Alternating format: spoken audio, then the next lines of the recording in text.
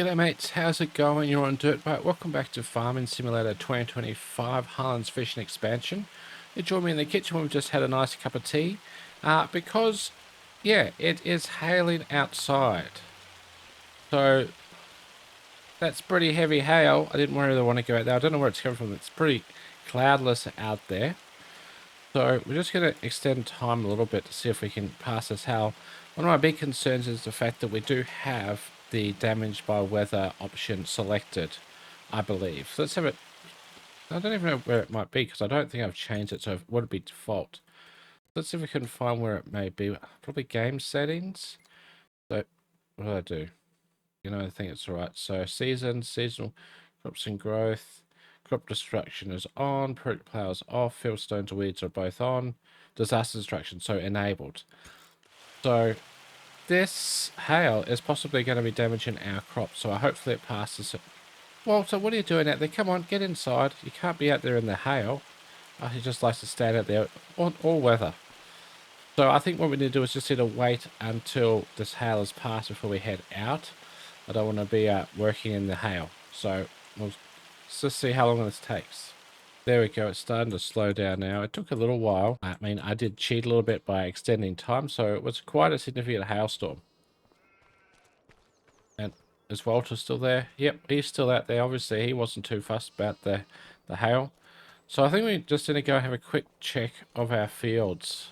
I think the best way to do that will be to send the drone up, and we'll have a look to see if there's any sorts of issues from that hail. So wait, just give me a few minutes to get the drone set up, and we'll see you then.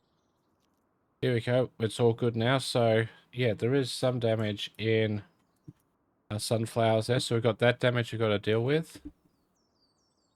There's a patch of damage here in the sorghum field. There's a couple of patches right there. Looks like there's another patch just there. Then the rest of the sorghum field seems pretty good, but then, oh wow, the soybeans have got a lot of damage. So not so much down this end, but definitely up here. There's that patch. There's 2, 3, 4, 5, 6, 7, 8, possibly 8 patches or more of damage. That's quite significant, and I think that when you get damage like that, you need to have a subsoiler or plow to actually fix the soil because it damages the soil so badly too. So that's, yeah, interesting. So we're going to have to deal with that when we go to plant next. That, yeah. And then obviously we're going to have a bit of a loss of crop, but that's not so bad. Actually quite nice having the drone up. Let's go over here and see how our little shack is going. Here we go. Oh, wow. Look, that's looking really nice. So let's shut the drone off and we'll have a look to see what stage you're at with the shack.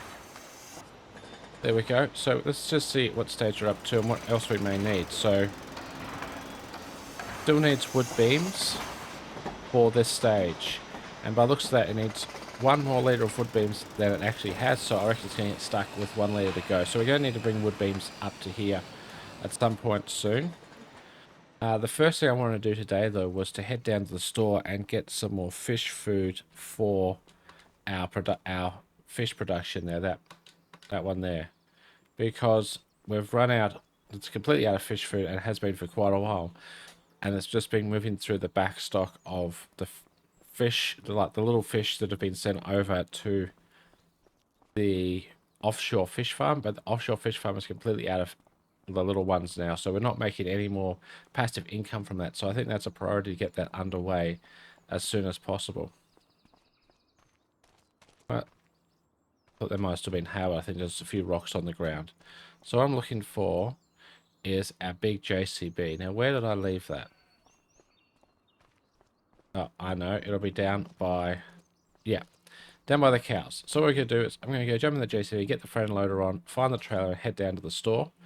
And we'll pick up some fish food. So we'll see you probably down at the store, I reckon, when we're loading up. But here we're at the shop. Just need to get our fish food. I think it'll be under pallets. No, pallets. Fish food pallet. Yeah. So we're going to get a lot.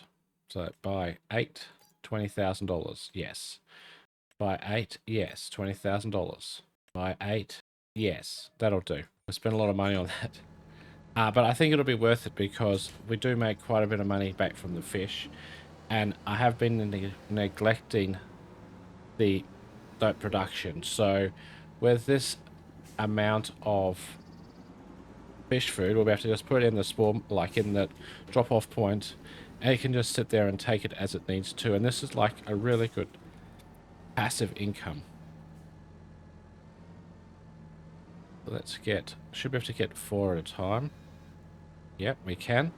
That's why I bought the big trailer too, because I figured we're going to need the big trailer for loading all this up, because it's going to be quite a bit of fish food to take back. I think that once we are able to get our own fish food production and we start distributing it out, we'll be able to make even more money, due to the fact that we can actually send fish food offshore to our offshore fish production.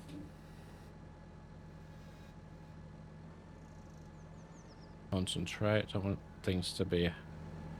Yeah, so we can send fish food off to our offshore fish production and pretty much double the output of the offshore production or the fish farm, which I think is a huge thing. If we can double the output, that would be very impressive. That would help the fish, the fish growing tent that we've got, keep up. Because at the moment, like, that's why we haven't fed up fish food for quite a while, is because the offshore fish farm takes a long time to process the little baby fish into a saleable item. Let me just quickly get that strapped on so it doesn't... Actually, what we might do, we have a little bit of... I've had some good wheat bix for breakfast, and we're able to rotate that pallet around. Perfect. So I still am going to strap it on. We do have to get these off when we get back to the farm, so I do want to keep them as neat as possible. Yeah, so if we can double the output of our fish farm that we have, our offshore fish farm, then that means we're going to have to double the money. And if we can do that without spending the exorbitant amount on fish food like we spent here, this is, let's say, $60,000 worth of fish food sitting here, then that's going to be super duper profitable for us. And it's definitely going to be the way forward. So I really am keen to try and get that fish food factory online as soon as possible. I know it's a bit difficult because we do need a considerable amount of money. We already have a huge loan. I don't know what the maximum loan size we can take in Farming Sim 25 is. I think it's something I might need to look into, because we need like $250,000. No, more than that. Probably like $750,000 to be able to get all the productions we need to be able to facilitate going with the fish food, including the fish food production, which itself is 300 and something thousand, I think. So yeah, there's a lot of money to be spent, but again, a lot of profit to be made if we can, you know, stretch that far and get it underway. And the sooner we get to to being able to produce our own fish food, the quicker we can make that money, and the quicker we can pay back any loans and stuff. Because if we leave it too long in the series, then it won't be like long-term profitable. Obviously, we're not going to be playing on this one map forever. We will come to an end at some point. I think we're already up to about 24, 25 episodes, something like that. I'm probably aiming for no more than 100. So we can say we're a quarter of the way through effectively. So we need to be maximizing the profit from that fish farm, because it is going to take a while to be able to like pay off. If we got all this sorted in episode 80 and we finished at episode 90, then obviously... Well, that's a bit strange. Yeah, it's both a bit strange. Yeah, obviously it's not going to be the most profitable, and we're just going to lose money on it. Okay, so yeah, that, I don't know what happened there, but this tractor's good at four-wheel driving, that's for sure. But I think with these four, we're just going to do the little sneaky. Again, had plenty of wheat bix for breakfast, and we can just pick them up and chuck them straight on. And that's, you know, that's part of it. Let me get these all loaded up, and we'll meet you back up at the farm when we're about to drop them off into our fish production. So here we are. I've been able to back the trailer up in there. It's not exactly the nicest reversing work, but it's in there.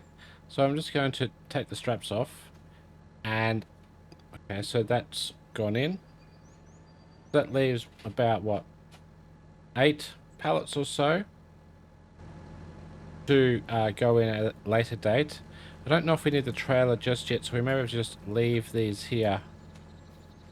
Actually, let's just move forward a little bit, and I'm just going to use super strength to offload them.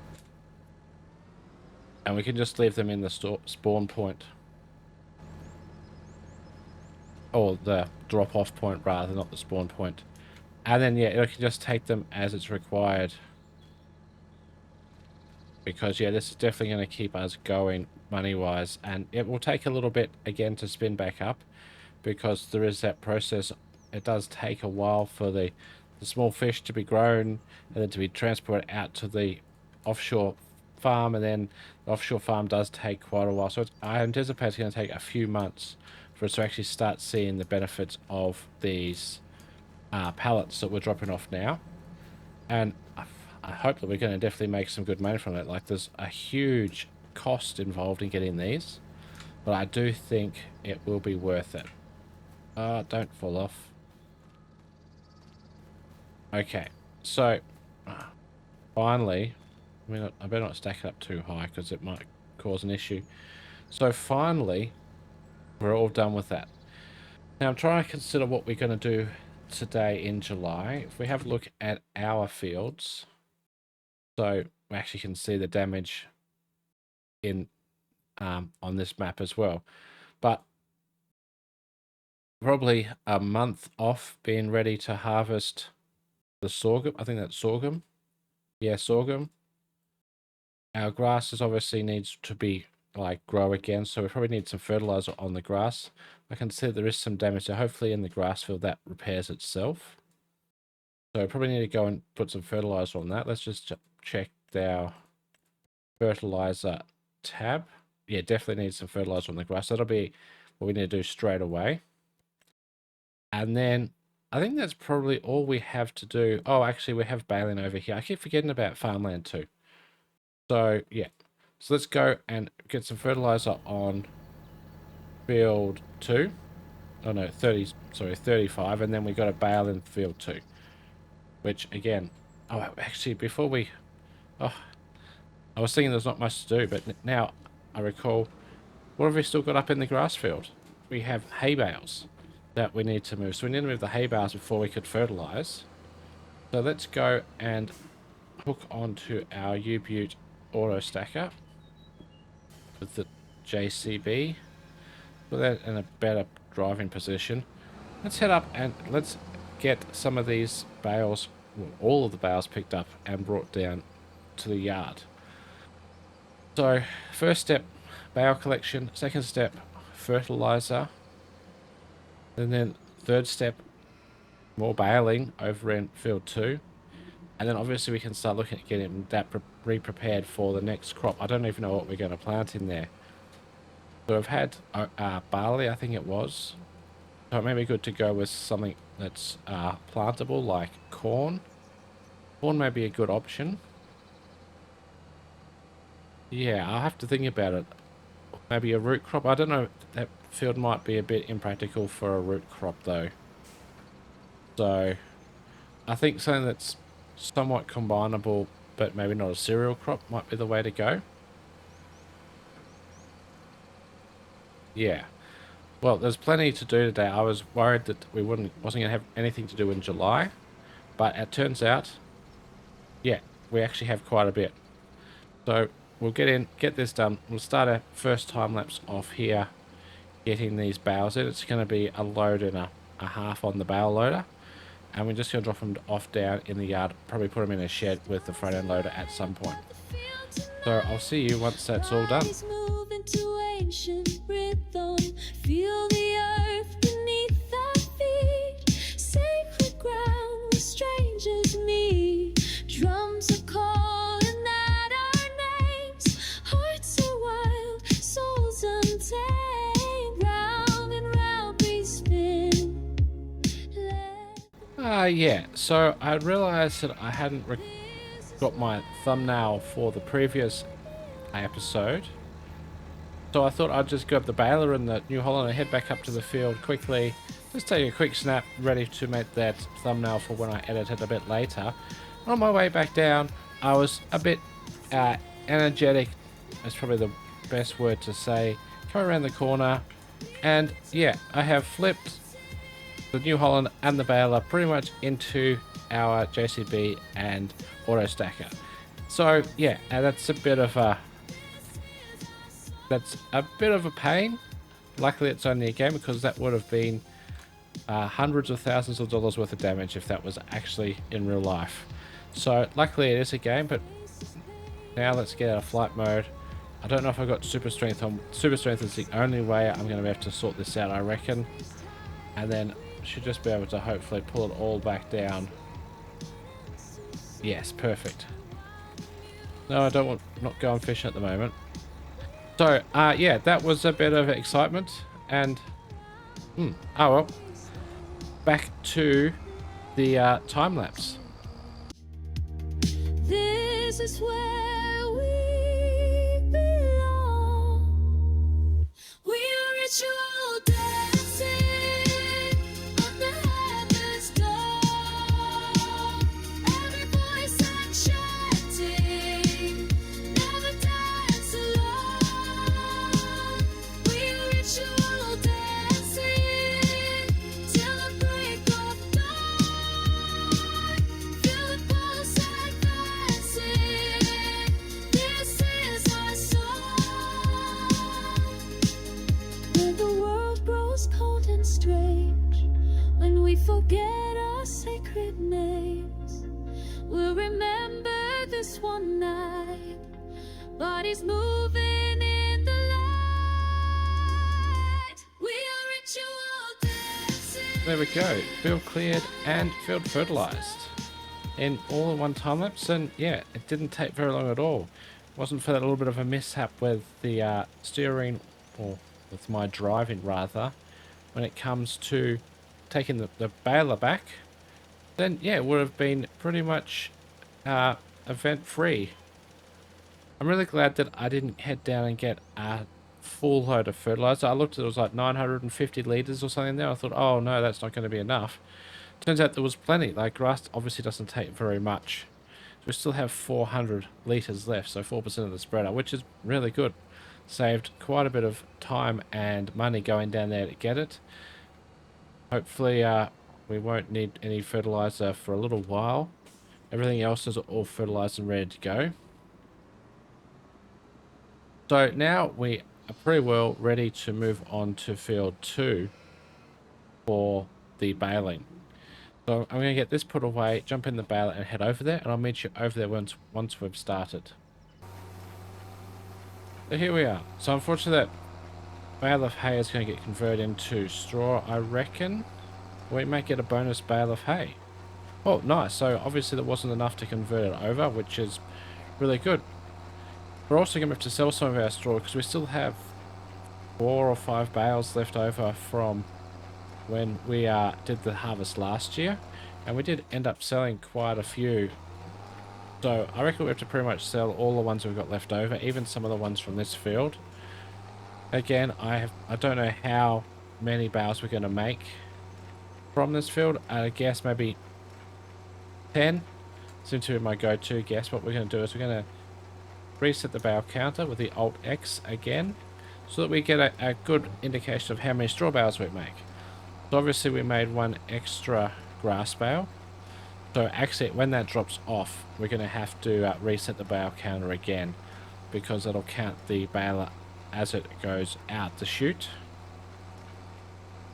So just wait for that to drop off any time now.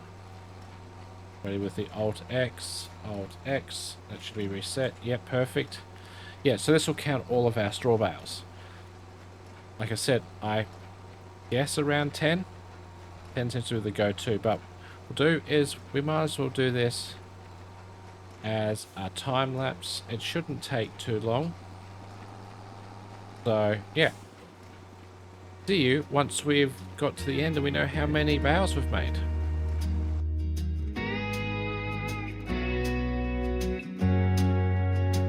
Out where the spinifex grows through the clay,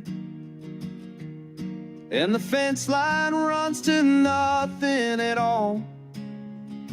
I've watched 3 generations fade away, working land that never answers your call. My grandfather's hands were carved from stone. He knew every bore, every dry creek bed. Now I walk these paddocks alone, carrying the weight of all he said. Under the Southern Cross we stand, red dust settling in our bones. This hard and ancient land is the only home we know. Well, there we go. Field is pretty well all baled. We've been able to put the combine and the Macdon away. We just have the Macdon header to take over, which we can do with the small tractor, small JCB soon, once we have finished here. We're not going to get another bale out of this, what's left, because everything has been picked up. So we've just got the one more to empty out, which will empty out just up here. Now we have to see our final count. I think it's that one. Turn it off. Yep. So let's have a look at our final count. Once that drops off. 14. Oh, perfect. So a full auto stacker load, which is great. Since the last time we baled straw, so that was at the end of last season, I have added another mod to the gameplay, which is the increased width of all pickups. I can't remember the exact name of it, but effectively what it does, it increases the width of the pickups for machines like balers, stuff like that. I just got that to help out because the swaths that we have been producing with the combine are pretty narrow, and I just wanted to have that extra help so we didn't leave half the swaths behind. And it's just mainly around, like, you know, continuity of gameplay is my biggest thing. Obviously, I'm playing the game and want to make it, you know, as nice and as easy as possible, but also for recording purposes and just different things like that, if we can make the works as efficient as possible and get in as everything in one pass, it just makes it easier and better for the continuity of the gameplay, which is, I think it's fine. Like, I have got some mods installed to help with like quality of life type things like that. We've got the power tools that helps with, you know, doing the drone in flight mode or taking screenshots to get rid of the HUD and everything like that. So a lot of the mods that I do use are just mainly for the quality of life and the recording purposes of the game. For this series, I have made sure not to... Actually, we can put this tractor away now because we don't need that one. We'll go and take the JCB to get the bales in. We'll do that straight away. We might as well, otherwise I'll probably forget about them again. But yeah, for this series, I have mainly just kept it to quality well, I have only kept it to quality of life mods. There is no mods installed that add additional things to the game, like items to the game. I just want to play this as base as possible, because obviously this is a new pack and we want to be exploring what the pack brings to the game. And that's one of the reasons why we need to get the really expensive production. So like, I know for a flour mill, for example, you can get ones on Mod Hub that may be like 10 or 15, $20,000 for a flour mill production that's gonna process our correct crops into flour. Like, nice, easy, and cheap. But again, I'm trying to stick with what's actually built into the game for those sorts of things. I don't think... I have to double check, but I'm pretty sure that there's not really any of those extra sorts of mods that I do have, which is exactly how I want to play these sorts of series as we do them.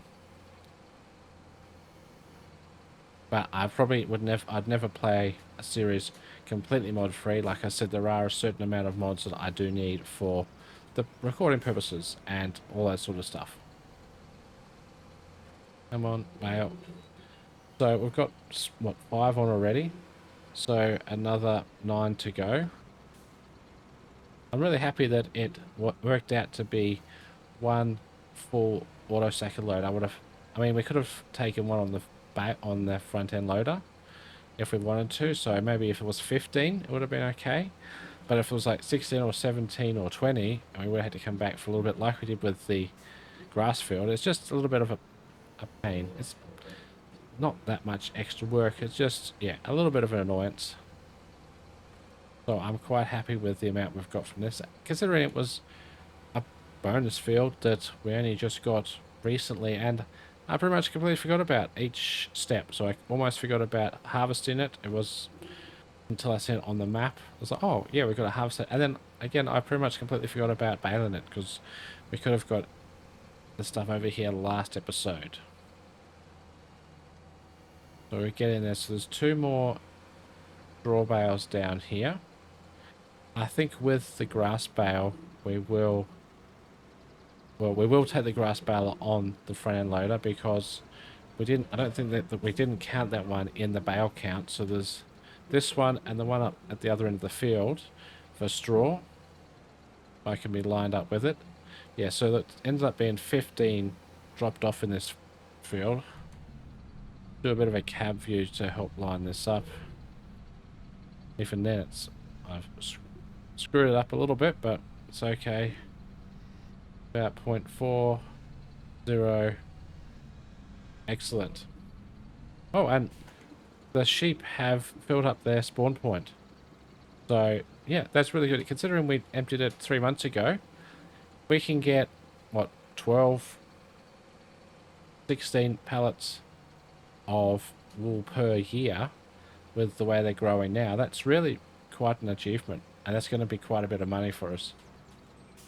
At some point, if we get to that stage, I don't know if we're going to have time in the series, but there's obviously other productions we can get for the wool, or if we was to grow cotton, and it's like the spinnery, tailor shop.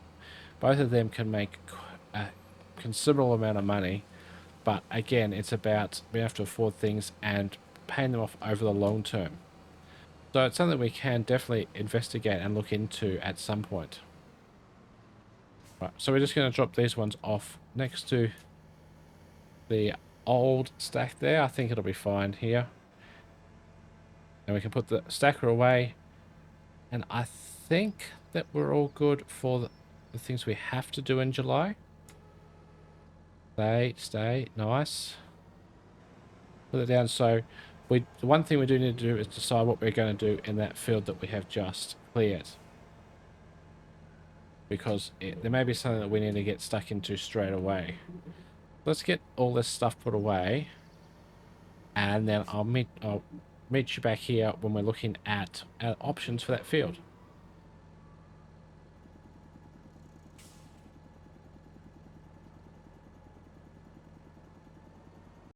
So I've been looking at the crop calendar for what we can plant soon to turn that field around.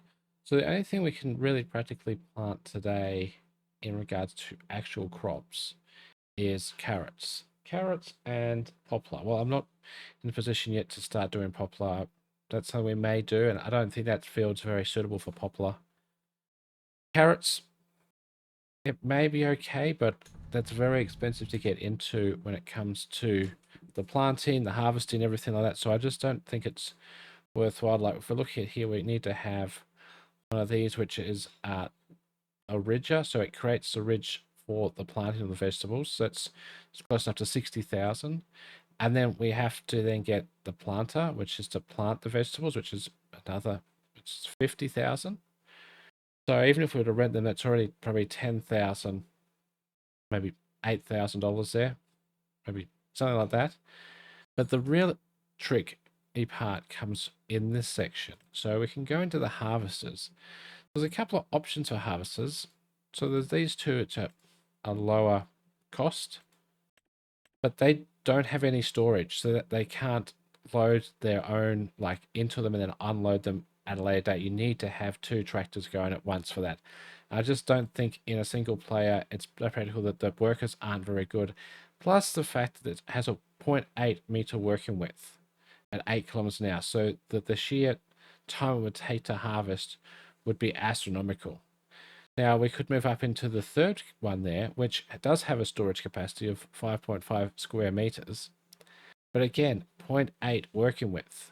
So at 10 kilometers an hour, 0.8 working width, it's going to be quicker than the other ones because they're only 8 kilometers an hour, but it's still going to take a very long time, and it's going to start adding up very quickly, the cost. I don't think it's worth getting into at this point. And then the final option that we have built in is this massive self-propelled harvester, which, you know, is really good. 3 meters working with. You think that's great.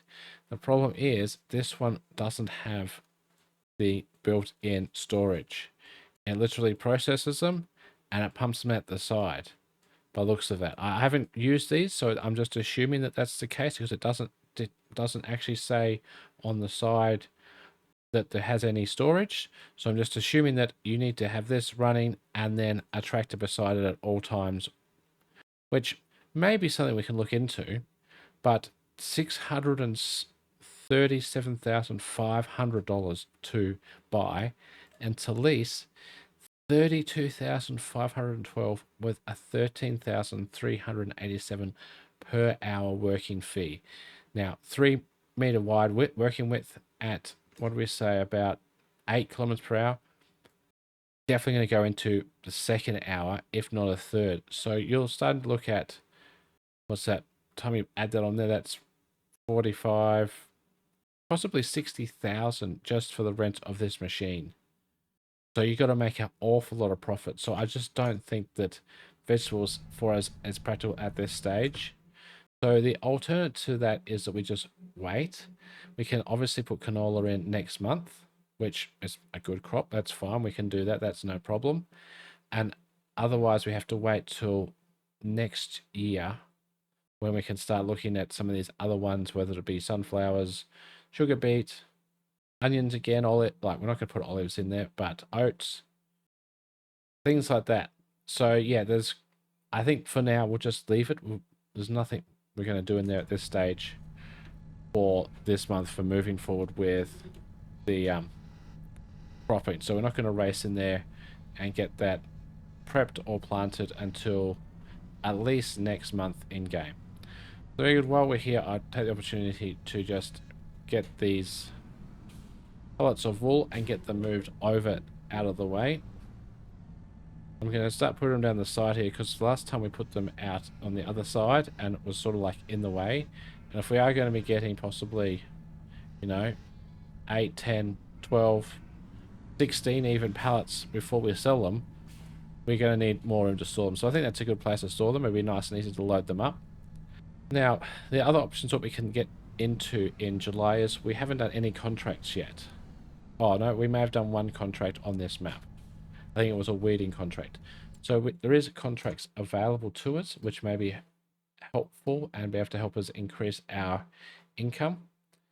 And also have a bit of a look around the map. So there's some spraying. So there's cultivating.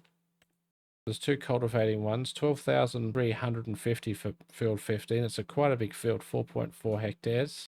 Maybe a bit much for us. And I don't know what size cultivator we've got, if we even have a cultivator. So I have to check on that. If we did do some cultivating, this might be the way to go. Not a big fan of deadwood. I mean, it's 9 trees for $1,300. It's not really worth it, even though it's literally just where we are. But the other options are fertilizing. Something like this might be a good option. We can go and get some fertilizer literally from the sell point right next door. $3,000. It's going to cost more than that to fill the fertilizer spreader up. So what we get back is just a bit of a bonus. Obviously harvesting we can do, so that's wheat harvesting, pea harvesting, which is not going to be worth it for $2,300. Peas take a lot of harvesting, and look at where it is. It's up next to the castle, so you got to get everything up there. That's definitely not worth it. And then pea harvesting again up there. So yeah, no, not going to be doing pea harvesting. Mowing is a good option. Mowing, we could do oh, maybe we do mowing for David, because that's literally just across from where we are now. And this is the field I'm considering getting for grass. So I think we've got the big mowers, we've got everything we need. I think we jump onto this mowing job and get this done. Another close to $5,000, a little bit of cost for fuel. And then yeah, there's some spraying, which may be worth it in the field near us as well. But yeah, let's get onto this. Did I click the right one? I hope I did. Yeah, I did. So we're in the JCB. We do have the front end loader attached. So let's just see. I think that the New Holland should technically have a front 3-point linkage. If it does, we will use that one for this job. Good to spread the load around a little bit between all of that machines. Let's just double check. Yep. So it's 3-point linkage on the front, and it has got nothing connected on it yet. No front weight or anything. Gotta get into reverse. So I'm going to go hook up our mowers, and I'll meet you down at the field when we're getting just started for David. So here we are approaching the gate. I'm assuming that this is the best place to enter. Looks like it. It doesn't... Oh yeah, no, is the grass fully grown? Yeah, no, looks fully grown. So what we're going to do is we're going to get into here. We'll probably just get one headland done, because I've just literally looked at my recording time for this episode, and we're already getting close to the hour mark. So that will turn into a nice 30-minute or so video. But I do want to unfold, lift, unfold, start for the front mower. So we'll just push that into the field a little bit, and then we'll change to the back mower, the rear mower, and then do the exact same process, except we need to move forward a little bit more, otherwise it'll get caught on the gate. And then also we need to look at our GPS lines. So get our steering assist on, so we can lower, on, get lined up, and away we go. So yeah, we'll do this one lap of the headland. I'm very keen to see how this field goes, how long it takes. Like I said, I do think this would be a really ideal field for us to expand into, and just leave it as a grass field. It's nice and close to our farm, so we don't have to spend that much time moving bales and moving machinery back and forward. It's really close. And that way we could use our other field that we have for more of an arable crop, which I think would be a good thing, or potentially even productions if we needed to. Like, it's really flat up there. The wrong button. So yeah, it's really flat up there, which we could end up turning into a production yard, which I think would be a suitable use for it. We'll just have to wait and see how it pans out. Just have to see if it would be worth getting this field from David. So while we're doing that, let's see if we have a time to check to see how much it's worth. Farmland. It is 133,000. So it's not too bad. It is quite a sizable field. It's a bit of an awkward shaped field for like the lines, the AI GPS lines. Well, I think it would be fine. Like, it's a pretty open field.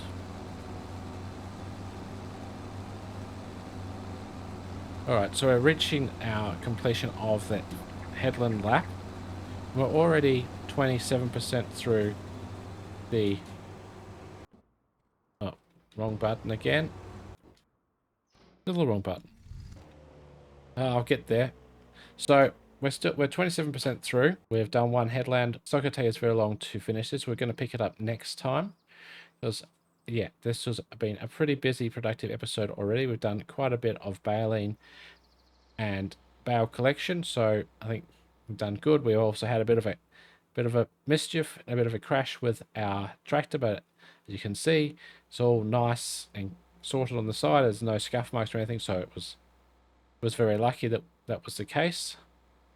If you're keen to see how we go with finishing this off and what the rest of July may bring, please do remember to like and subscribe. But for now, remember to keep your boots dirty and your bites clean, and I'll catch you next time on DirtByte.